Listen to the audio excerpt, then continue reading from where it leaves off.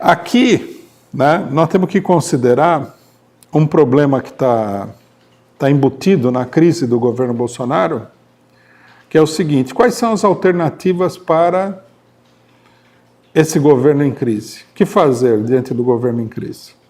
Né? Então, nós deveríamos dizer que nós temos basicamente 3 políticas do campo dito de esquerda. Né? Uma primeira, que é a mais é uma política mais sólida, digamos assim, embora não tenha futuro nenhum, é a política adotada pelo PDT e seguida pelo PCdoB, que é de apoio ao governo Bolsonaro.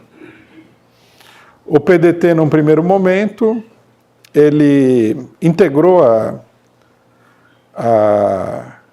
a chapa do Rodrigo Maia no Congresso Nacional, junto com os bolsonaristas, né? E falou, inclusive, em ajudar o governo na questão da reforma da Previdência. Um economista do Ciro Gomes entrou no governo Bolsonaro e tudo mais. Então, quer dizer, uma política seria essa: se integrar ao governo Bolsonaro, né? Fazer algumas críticas, lógico, porque ninguém vai apoiar tudo que o Bolsonaro faz, é impossível, nem o Mourão apoia, imagine o resto do mundo político. É impossível, mas, digamos assim, dar sustentação ao governo Bolsonaro. É a política que a gente viu expressa logo depois das eleições, que dizia o seguinte: espero que dê certo.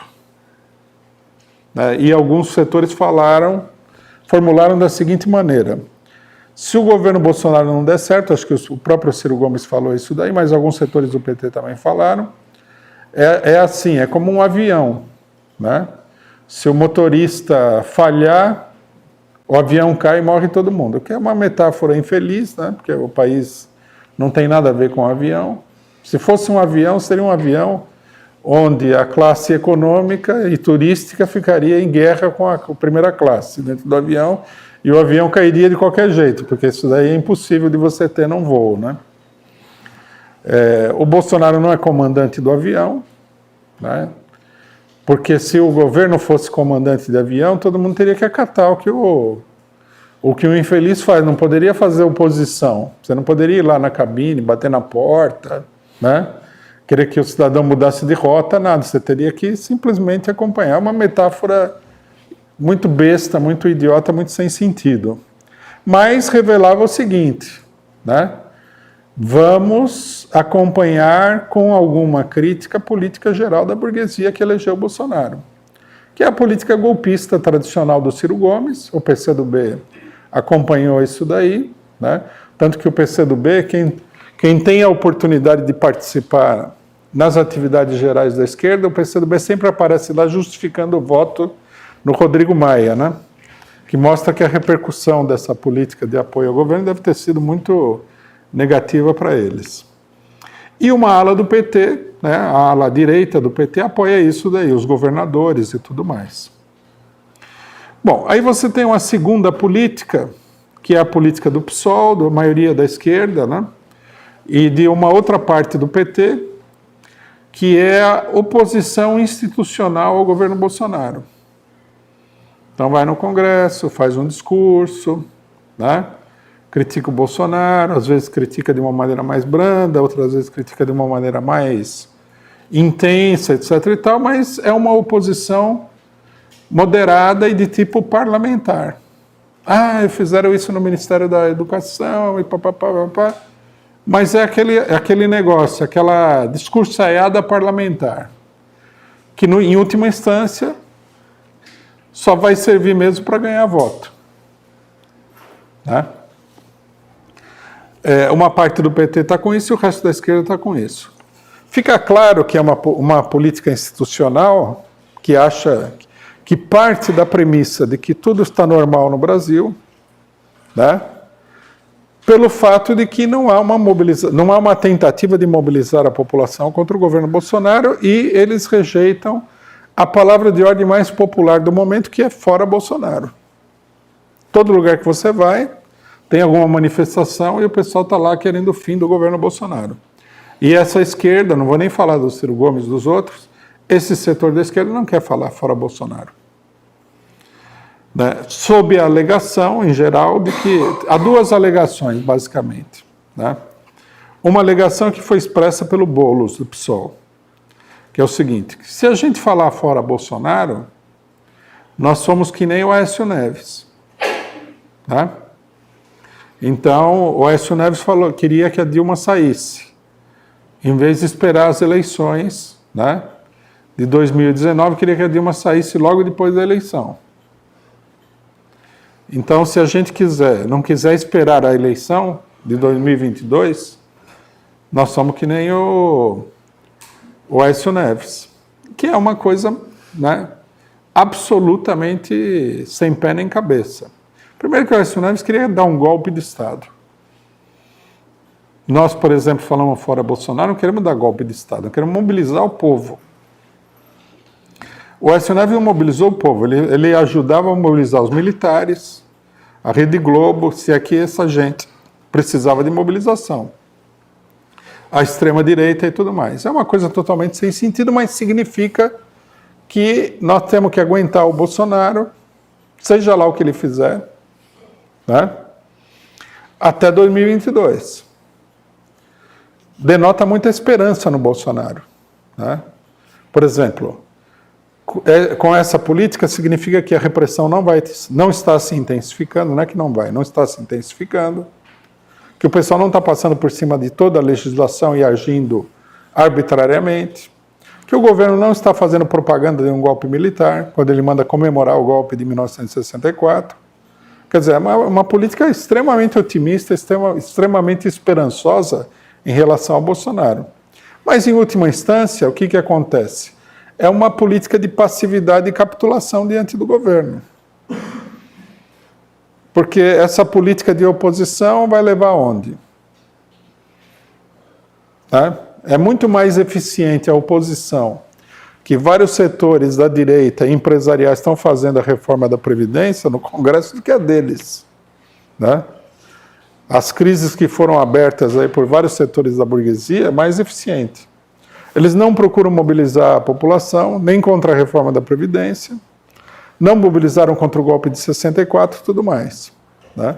Nós temos aí uma definição política. Bom, e a terceira política é fora Bolsonaro. Isso daí explica por que ninguém saiu à rua na questão de 64. Por quê? Porque 64 é uma questão que não dá para você fazer uma discussão, como é que se diz? Calma e tranquila. Não é uma discussão. Um pessoal está saindo à rua e falando assim: nós vamos matar e torturar vocês. Que é isso que significa a propaganda do golpe de 64. Se a pessoa está comemorando o golpe de 64, ela está dizendo para uma boa parte da população, para a maioria da população, que nós vamos prender, matar, torturar, etc. e tal, esconder o corpo. E aí como é que a gente reage? Nós vamos lá e estabelecemos um diálogo pacífico e sem ódio, falando: não me torture, não me mate, não esconda o meu corpo, né, não me prenda, não crie campo de concentração, isso é errado, olha, Mourão, você é jovem ainda, você pode mudar de opinião e tal. O cara está aí há 60 anos nas Forças Armadas defendendo o golpe de 64 e justificando que o golpe era uma guerra das Forças Armadas contra o povo brasileiro, e na guerra acontecem coisas estranhas, quer dizer.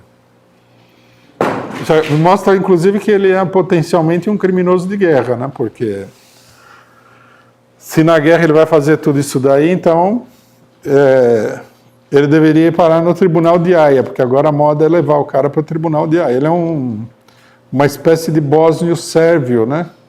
Brasileiro. Não dá, logicamente que não dá. E o pessoal não quer confrontar. Eles querem fazer essa propaganda. 1964 foi mal, não podemos, etc, etc, etc. Isso aí vem acompanhado dessa lenga-lenga que a gente vê na esquerda o tempo todo, que é a oposição ao discurso de ódio. Né? Para eles, o bolsonarismo não é um problema de classe social. não é o imperialismo, não são as forças da burguesia. É uma patologia emocional. A pessoa, por algum motivo que a gente não sabe, né, está dominada pelo ódio, assim como antigamente se acreditava que determinadas pessoas, bom, alguns acreditam até hoje, né, estavam dominadas pelo demônio, e você teria que exorcizar esse humor, esse fluido, né, essa patologia da pessoa, para que a pessoa ficasse normal. Esse, logicamente, que é o caminho da insanidade política total. O problema do Bolsonaro, do Mourão, de todo esse pessoal, não é ódio nenhum, né? Embora, logicamente, que eles vão agir de uma maneira muito odiosa, mas é um problema de colocar em pauta a luta em defesa dos interesses de uma classe social muito rica, uma classe social exploradora, uma classe social que prefere ver metade da humanidade passando fome do que perder um único centavo dos seus rendimentos, uma classe social extremamente parasitária que sabe que o povo tem cada vez mais ódio disso daí e que eles precisam conter essa revolta popular à força. É isso que está colocado. Por isso, o discurso de ódio, digamos assim, é o acabamento, né? A decoração dessa política. Mas muita gente vai fazer essa política, e já fez no mundo, sem muita expressão emocional, de uma maneira muito fria, né? A extrema-direita tem a tendência a ter uma expressão emocional, mas isso daí, na maior parte do tempo, é uma tática para mobilizar determinados setores através da histeria, através de criar uma situação de loucura, até porque os setores de classe média que a extrema-direita mobiliza já são os setores meio enlouquecidos mesmo, né? À medida que a pessoa fica enlouquecida pelo capitalismo, com a crise total, é um problema de capitalizar essa loucura para um determinado sentido político, um determinado objetivo político. Então o pessoal não sai às ruas, né? Não quer se confrontar, e vejam como é grave. De dentro do governo, quer dizer, da cúpula do governo, o próprio presidente da República, ele aparece aí e ele vai comemorar o golpe de 64. Quer dizer, ele está dizendo o seguinte: o golpe de 64 foi um movimento legítimo, bom, etc. e tal.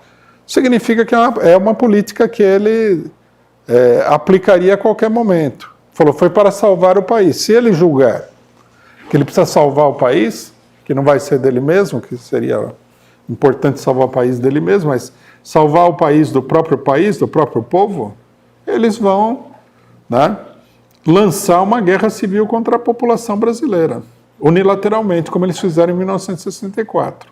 Né? Uma coisa que o pessoal não considera é o seguinte, que você colocar tanques na rua contra a população desarmada é uma guerra civil contra uma população desarmada. Foi isso que aconteceu. Né? E a esquerda, logicamente, não quer entrar nesse confronto, porque eles acham que esse confronto atrapalha aquilo que eles querem fazer, que é a oposição institucional. Nós estamos em 2019, ano que vem, 2020, vai haver eleições. Né? Então, qual que é a tarefa? Preparar-se para as eleições. O PSOL está trabalhando intensamente, não para combater o governo Bolsonaro, mas para lançar o Marcelo Freixo e ver se ele é eleito como prefeito do Rio de Janeiro com apoio da Globo. E, logicamente, que se você vai ser eleito com apoio da Globo, não é de bom aviso fazer campanha contra o golpe de 64, muito menos ainda uma campanha de rua. Né? É isso que está em pauta. Quer dizer, a política de oposição institucional significa se adaptar aos golpistas todos. Né? Então, fica evidente que nós estamos atravessando mais uma etapa onde a esquerda, uma parte importante da esquerda, procura evitar o confronto e, na verdade, entrega uma vitória pronta, né, numa bandeja para os golpistas, como aconteceu em diversas oportunidades. Quando a Dilma caiu, mas o governo da Dilma tinha esse defeito, aquele outro defeito. Depois, a prisão do Lula, mas o Lula não vai ser preso, ninguém vai julgar, tá na cadeia. Depois isso, depois aquilo, elegeram o Bolsonaro, a gente falou naquele momento, né, que não devia tirar a candidatura do Lula, ia deixar que o STF fosse ao extremo de impugnar a candidatura, para não criar uma realidade artificial, imaginária, fictícia, de que a eleição foi uma eleição legítima. Não fizeram isso daí. Alimentaram a ilusão de que o Haddad ia ser eleito de qualquer maneira, né? Eu, como tenho, infelizmente, né, porque lembrar isso daí não é propriamente uma coisa benéfica para a saúde. Ouvi muitas vezes que o Haddad ia ser eleito no primeiro turno. Eu olhava e falava, nossa senhora, como o pessoal está fora da realidade.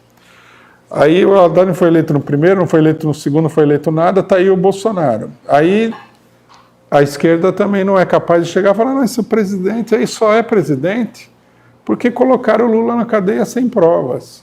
É a eleição mais fraudada que teve no Brasil. Na República Velha, onde não tinha nenhuma eleição que não fosse fraudada, causaria escândalo isso daí.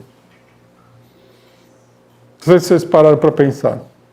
Se tivesse 2 candidatos concorrendo na República Velha, sei lá, um da coligação São Paulo, Minas, etc., e um outro candidato e alguém prendesse o outro candidato, causava escândalo. Tem que fraudar de maneira mais discreta.